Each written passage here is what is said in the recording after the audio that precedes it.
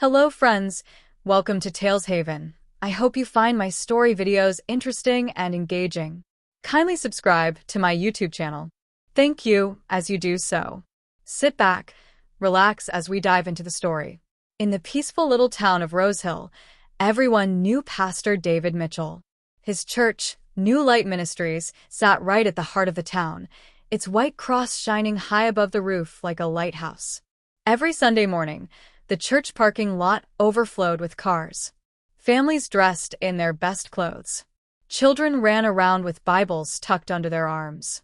And every eye turned to the tall man who walked calmly to the pulpit. Pastor David was in his late 30s, tall and strong with smooth brown skin, neat black hair, and a clean beard trimmed to perfection. His voice was soft but powerful, like a song you couldn't forget. When he preached, people listened. When he prayed, people cried. His sermons felt like they came straight from heaven. He always wore clean suits, dark blues, deep grays, never flashy. He smiled kindly and hugged people tightly. He visited sick members at the hospital and gave food to the poor. If a couple was fighting, he invited them into his office for counseling. If someone lost their job, he found a way to help. To the people of Rosehill, Pastor David was more than a pastor. He was a hero, a guide. A man chosen by God. But no one knew that behind that warm smile, something else lived. Behind the doors of his clean office, behind the closed curtains of the church windows, Pastor David kept another life, a secret he protected carefully. It didn't start with a plan. It started with a moment. 3 years ago, he had counseled a woman named Leah Andrews. Her marriage was falling apart. Her husband had cheated, and she was thinking about leaving. Pastor David sat with her for weeks.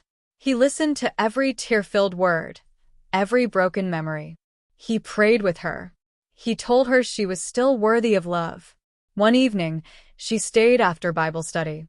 The church was empty. Rain fell outside, and she sat in his office, crying. David leaned over to comfort her. That night, a line was crossed. He told himself it was just once. A mistake. But something in him had shifted. The power of knowing someone needed him, not just spiritually but emotionally and physically too, made him feel alive. And soon, 1 time became 2. 2 became 3. David wasn't reckless. He never texted anything direct. He deleted call logs. He never showed favoritism in public. He was calm, careful, calculated. He had rules. Never talk about it at church. Never let them text first. Never get caught in photos. Never go after someone who wasn't already unhappy at home. He told himself he was helping them. I'm giving them what they need, he thought. Their husbands forgot them. I'm just reminding them they're loved. His charm made it easy. Women trusted him. They saw him as safe. Holy. A man of discipline. That was his greatest shield. No one would ever believe he was capable of something like this. He knew exactly who to choose. The women who smiled in public but cried at night. The ones who stopped feeling seen by their husbands. The ones who sat in the front pew and stayed behind to talk to Pastor. It worked for a long time. David wasn't just respected, he was loved. He gave fiery sermons about purity and staying faithful in marriage. He talked about avoiding temptation. He even preached once, "Don't let the devil ruin your home through whispers and lust." People clapped. Some cried.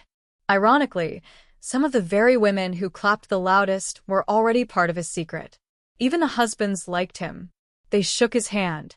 They trusted him with their families. And he always made sure to be polite around them. Never too friendly, never too distant. Just enough to seem trustworthy. He believed he was untouchable. And maybe for a time he was, until he met the one woman he couldn't predict. A woman who smiled like the others, but was watching with sharp, quiet eyes. Her name was Vanessa Clark.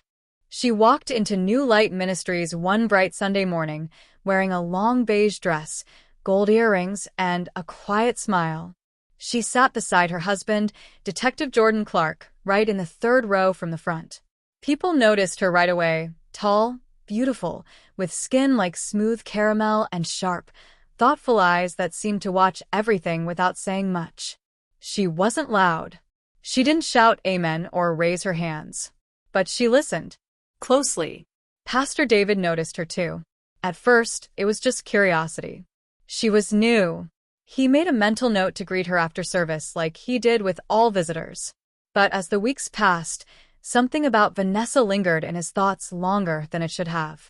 A month after her first visit, Vanessa came up to him after Bible study. "My husband's been working late a lot lately," she said calmly. "I've been feeling a little off. I thought maybe I should talk to someone. Someone spiritual." David smiled warmly. "Of course. I'm always here to listen." He didn't invite her to his home or anything too bold. No. He knew how to take slow, careful steps. He offered to meet in his office during the week. She agreed. That Friday evening, Vanessa came by at 6:30. She wore jeans and a simple blouse. Her hair was tied back. No makeup. She looked like a woman who wasn't trying to impress anyone. They sat across from each other, a wooden desk between them. David asked her about her childhood, her marriage, her dreams. She answered slowly, not giving too much, but just enough to keep his attention. Then she said something that stuck in his mind. "You ever wonder if people only show you what they want you to see?" David smiled, thinking he knew what she meant. "All the time," he replied. "But the truth always comes out." Vanessa gave a small laugh. "Yes, it does." While Vanessa's visits were just beginning, Pastor David continued his usual pattern with others. There was Sharon Douglas, who worked as a nurse and often came by the church office on her lunch breaks. Keisha Bell, a choir singer whose husband had moved out last year, but still hadn't signed divorce papers. Marilyn Stone, quiet and soft-spoken, whose husband barely spoke to her anymore unless he wanted something. David gave them all time, attention, words that felt like balm on a wound. He made each of them feel chosen, even if only for a little while. He knew how to be patient, how to keep things secret. He played his part perfectly. He felt in control. But Vanessa was different. She didn't call often. She didn't flirt. She didn't act desperate or emotional. She listened more than she spoke. And when she looked at David, it didn't feel like admiration. It felt like observation. He started thinking about her more than the others. Her voice stayed in his head. Her smile felt slower, deeper, harder to read. He began making excuses to message her, just to check in. "Hope you're doing well. Praying for you today. Any time you need to talk, I'm here." She replied politely, but never chased him. That made him want her more. She came to his office a second time, then a third. And during the fourth visit, David finally made a move. He reached across the desk, touched her hand gently, and said, "You're not just another member of this church to me, Vanessa. I hope you know that." Vanessa held his gaze unmoved. "I know," she said quietly. She didn't pull her hand away. That night, David felt sure he had her. What David didn't know was that Vanessa had already suspected something. Long before she ever stepped into his office. She had heard whispers in the community, saw how certain women in the church looked at him, too long, too softly. She had noticed a pattern in who he hugged a little tighter, who stayed late for prayer, who avoided each other in the parking lot. Vanessa didn't come to church looking for healing. She came looking for answers. And when Pastor David touched her hand that night, when he said those words in that quiet room, she knew. He was just like she thought. She smiled to herself on the way home. But not because she was flattered. Because now she was sure. Back at home, she kissed her husband, Jordan, goodnight. He had just come off a 12-hour shift at the police department. He told her he was too tired to eat and went to bed early. Vanessa Clark sat alone at her kitchen table that night, the lights dim, her phone screen glowing in front of her. She stared at the recording she had just saved. "You're not just another member of this church to me." Pastor David Mitchell's voice, calm and clear. She saved it to a folder named Mitchell Evidence. Then, she put her phone down and looked out the kitchen window. Rain tapped lightly on the glass. She didn't smile. She didn't cry. She just nodded slowly, as if confirming something to herself. This wasn't about jealousy or revenge. This was about truth. And Vanessa Clark was a woman who believed in letting the truth walk out on its own legs, loud, clear, and undeniable. Over the next few weeks, Vanessa continued to play her role carefully. She came to church like normal, always with her husband, Detective Jordan Clark, by her side. She greeted people, sat quietly during service, and nodded during sermons. She didn't speak too much, didn't make herself too visible. And on Thursday evenings, she still met with Pastor David. The office meetings grew more personal. David began to lower his guard. He talked more, touched her hand more. He even started calling her Nessa, a name no one else used. One evening, after locking his office door, he leaned closer and said, "I've never met anyone like you. It's like you see me." Vanessa tilted her head, watching him. "I do," she said. "I see everything." David laughed softly, thinking it was flirtation. But her eyes stayed cold. Vanessa didn't rely on just one trick. She used everything she had. Her phone was set to auto-record any time she opened her voice memo app.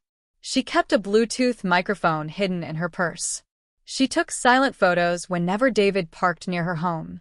She screenshot every late-night message, every flirty text disguised as a prayer request. At home, she kept it all hidden in a locked folder on her computer, backed up to a secret cloud storage. Jordan, her husband, didn't know yet. She wasn't ready to tell him. Not until the story was complete. She knew the moment she brought Jordan in, things would go from quiet to explosive. And Vanessa wasn't ready for fire. Not yet. During this time, Pastor David didn't slow down with the others.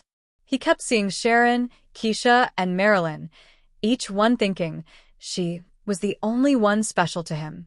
He made them promises in soft whispers, spoke of God's plan for healing and private deliverance. To them, he was a shepherd guiding lost sheep. But to Vanessa, he was a man playing a game with blindfolded hearts. What he didn't know was that two of those women, Sharon and Keisha, had also quietly grown suspicious. Not of David's sins exactly, but of each other. Each woman had started to notice how David seemed to repeat himself. "You're not like the others. I feel peace when I'm with you. God brought you into my life for a reason." It didn't sound so holy when the same words were used with more than one person. Vanessa didn't need to turn the women against him. He was doing that all by himself.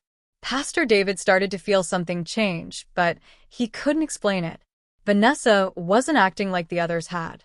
She didn't call or text when he didn't reach out. She didn't ask for attention. She didn't seem detached. And yet, he couldn't stop thinking about her. She was beautiful, yes, but it was more than that. She was in control. Every time she looked at him, it felt like she knew more than she was saying. That both excited and unnerved him. He began to want her more. One night, he leaned in and kissed her in his office. She didn't stop him. But just as his hand slid along her arm, she whispered, "Are you sure this is what a man of God should be doing?" David froze for a moment, blinking. Then he smiled. "I know I shouldn't, but with you it feels right." Vanessa smiled back, slow and soft. "Then I guess you'll keep doing it." She left that night without looking back. Back at home, Vanessa added another recording to her folder. This one had clear sound. His voice. His kiss. His admission. It was enough to shake a building. But she wasn't ready to release it yet. She wanted more. Not just a fall. She wanted to make sure he could never get back up again. The next day, she started quietly speaking to Sharon and Keisha, subtle questions. Careful hints. And both women began to crack. They didn't know they were part of something bigger yet, but the seed of doubt had been planted. Vanessa watched them. Listened. Waited. She knew that secrets don't fall with noise. They fall with proof. And she was almost ready. One night, as David lay alone in his bed, he stared at the ceiling uneasy. For the first time in a long time, he felt exposed. Not by anything said or done, but by a feeling. The feeling that someone was watching him too closely. That someone was listening not out of love, but out of purpose. He brushed it off, told himself he was being paranoid. But deep in the back of his mind, a whisper had started. "You've gone too far." And across town, Vanessa sat at her desk, headphones in her ears. listening to everything she had collected. The folder was almost complete, and her eyes, cold, focused, sharp, were locked on one final goal. The day the mask would be torn off. It was a bright Sunday morning. The sun hung high over New Light Ministries, casting long shadows across the parking lot. Cars lined the street. Families walked toward the church entrance, smiling, dressed in their best. Children skipped beside their parents, Bible covers in hand. Ushers stood at the door, greeting each person with warm hellos. Inside, the church was full, packed in fact. Word had spread that Pastor David was beginning a new sermon series called Walking in Truth. How fitting! At the front, the choir sang joyfully. Hands were raised. Eyes were closed in worship. The atmosphere was electric, full of hope, spirit, and blind trust. And standing behind the pulpit, dressed in a charcoal suit and deep red tie, Pastor David Mitchell lifted his arms, smiled at the crowd, and began to speak. Living in the light. Brothers and sisters, David began, we are living in times where temptation is everywhere. But God is calling us to be different, to live in truth, to walk in light, to flee from sin, even when no one else is looking. People nodded. Some clapped. He was confident. He didn't sweat. His voice was smooth, steady, practiced. For a moment, it was like the last few weeks had never happened. Like Vanessa Clark wasn't sitting in the fourth pew calm, composed, her husband beside her. He had convinced himself everything was still under control. But it wasn't. Just as David finished the first part of his sermon and the choir began to stand behind him, a voice cut through the crowd. Firm. Loud. Unshaken. Tell them who you really are, Pastor. The microphone picked up the voice, clear as day. Heads turned. Eyes scanned the crowd. There, standing slowly from her seat, was Vanessa Clark. Calm. Still. Holding her phone in her hand. David blinked from the pulpit, confused for a second. Excuse me, he asked, his voice tight. Vanessa stepped into the center aisle, phone in hand. I said tell them who you really are. Or I will. Murmurs spread across the room like wildfire. Ushers froze. Church members looked at one another, unsure of what was happening. David's smile faded.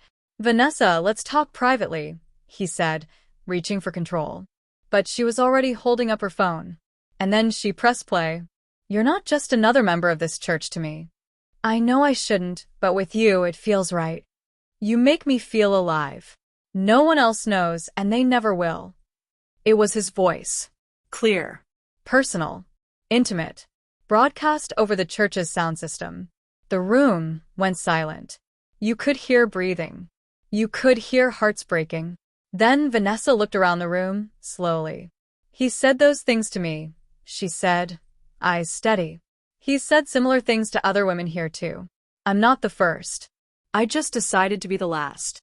Gasps filled the air. Some women in the crowd covered their faces. Some men stared in disbelief. Others looked straight at their wives, wondering, were you one of them? Vanessa took her time. She walked to the front of the church and handed a flash drive to the church media technician, who just stood there, frozen. Play it, she said. The technician hesitated, but the pressure from the silent, waiting crowd was too heavy. He connected the flash drive to the church projector system. Then images began to appear on the screen above the pulpit. Screenshots of text messages. When can I see you again? I miss the way you made me feel. Don't say anything to anyone. This stays between us.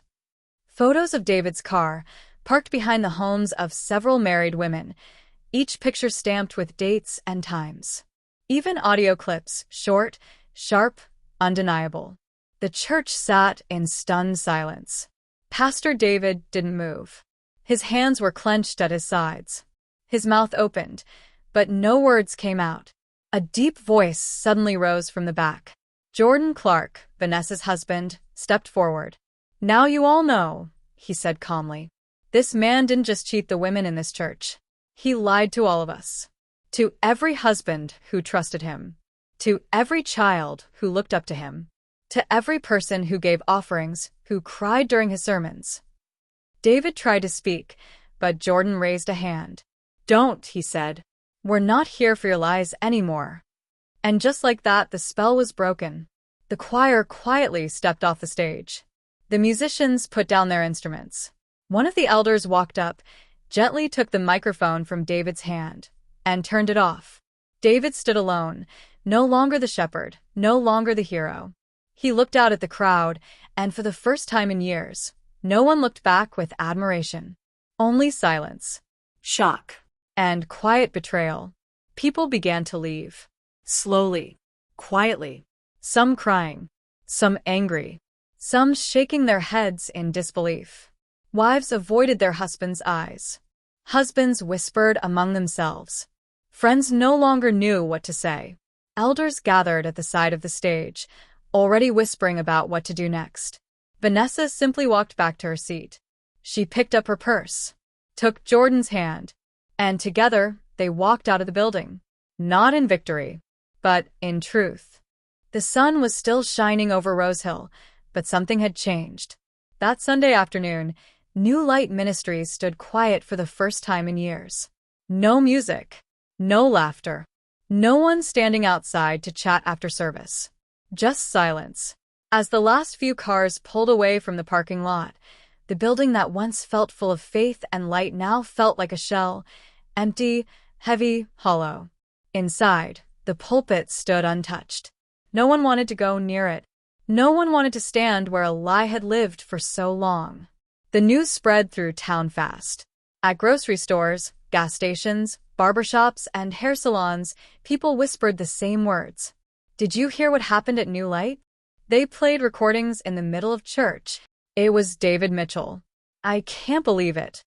Actually, I always thought something was off about him." Some people defended him. They said it was a setup. Others were furious. They had trusted him with their marriages, their secrets, their souls. People didn't just feel shocked. They felt betrayed. And the church? The next Sunday, less than 20 people showed up. The elders didn't let anyone preach. They stood at the front and quietly apologized. "We are praying," they said, "for healing, for wisdom, for forgiveness." But many didn't return, and some never would. The women who had been involved with Pastor David were no longer just names in his secret world. Now they were known. Not by everyone, but enough. Sharon Douglas resigned from the church nursing group and stopped answering calls. Keisha Bell moved to stay with her sister in another city. Marilyn Stone deleted all her social media and didn't show up to work the next week. They had thought it would stay hidden forever, that no one would find out. But now they walked with the weight of stares, whispers, and broken trust. Some husbands stayed. Some didn't. Some families forgave. Others split completely. The damage couldn't be undone. And Pastor David? He was gone. He didn't return to the church after that Sunday. His phone number stopped working. His house was dark. The blinds closed. Some said he packed up and left town in the middle of the night. Others believed he was still nearby, hiding, ashamed. But no one saw him again. The man who once stood at the center of the community, preaching about truth and faith, had vanished like smoke. And even though his voice was no longer heard, the echo of what he did still hung in the air. Vanessa never gave another speech. She never posted online, never bragged, never explained. She just kept coming to church. Not that church. A smaller one, quieter, tucked away in the edge of town. She sat in the back row with Jordan every Sunday. They never spoke publicly about what happened, but people who saw them together could feel it, the unity between them, the strength. Jordan stood beside her, like a man who had seen the fire but still held on to the hand that helped start it for a purpose. He never judged her, and she never broke down. She had done what she came to do, tell the truth. Not to hurt, but to reveal. New Light Ministries eventually reopened its doors. A new pastor was brought in, younger, humble, careful. But the church was never the same. Attendance stayed low. Trust was slow to return. People sat in silence during sermons, watching the pulpit like it could burn at any moment. The building still stood, but something had died inside. Not just a man's reputation, but a feeling, a sense of safety, of innocence. Because once you've seen behind the curtain, you can't unsee it. In the town of Rosehill, people still talk about what happened. Some speak of it like a tragedy. Some call it justice. Some pretend it never happened at all. But if you walk past New Light Ministries today, you'll see a sign by the front gate. It reads, "Let those who teach live what they preach." And beneath it, written in small letters, "Truth never hides forever." That brings us to the end of this video. If you find this story worth watching, kindly subscribe to my YouTube channel for more stories, like, and share this video to your friends and loved ones. You can also comment what you feel about the story under the comment section. Your support and engagement encourage me to post more videos. Thanks for watching.